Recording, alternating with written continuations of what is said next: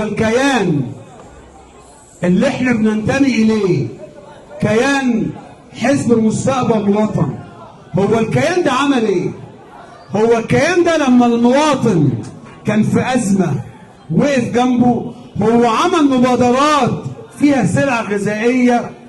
نعم. هو عمل مبادرات صحيه؟ نعم.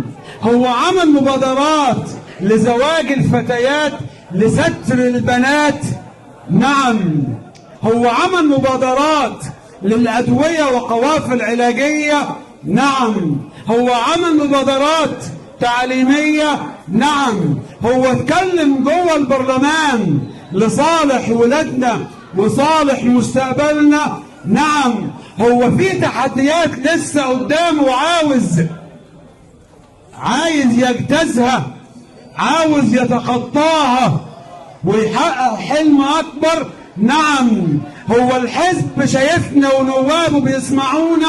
نعم. هو الحزب ونوابه رحنا لهم وقالوا لنا عايزين رعاية صحية ساعدونا؟ نعم. هو الحزب ونوابه شافوا أي مبادرات مجتمعية من علاج ومصاريف مدارس؟ نعم. هو الحزب ونوابه في المشاكل موجودين ولا لأ؟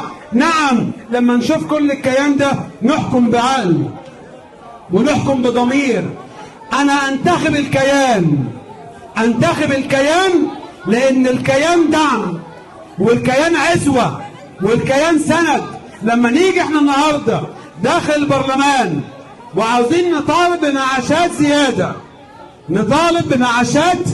زيادة، يبقى محتاجين كتلة تصويتية أكبر. يبقى أنا حزب الأغلبية أو حزب الأكثرية له شأن في هذا الموضوع. يبقى انتخب الكيان اللي ما نخش مع بعض على مسؤول ونعرف ان احنا كيان ينفذ المسؤول لصالح المواطن. طب هو ده حصل قبل كده؟ نعم. لما طلب مننا هنا على بعد خطوات نعمل شهر عقاري، حاربنا واجتهدنا واشتغلنا عشان يتعمل شهر عقاري. كانت النتيجة ان اتعمل شهر عقاري.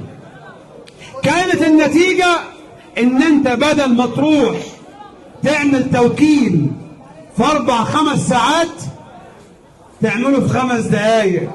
خدمة مضافة ليك تستحقها، خدمة مضافة ليك صبرت عليها لانك مواطن صالح عارف كويس جدا ان بلدنا بتمر بتحديات كبيرة.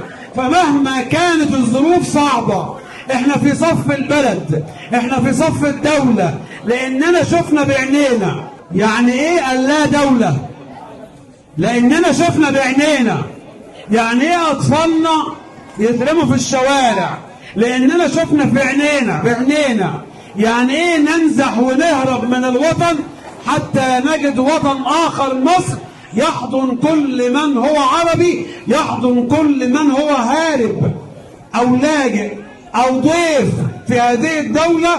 وكل أهلنا في خارج مصر كلهم ضيوف عندنا في مصر بيعاملوا معاملة كريمة. لكن بص على المشهد وشوف هو ليه كله جنة؟ لأننا بلد الأمن والأمان.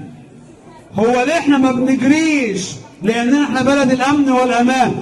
إذا عايزين نحافظ على بلدنا بس البنزين غالي صح، بس لازم نحافظ على بلدنا.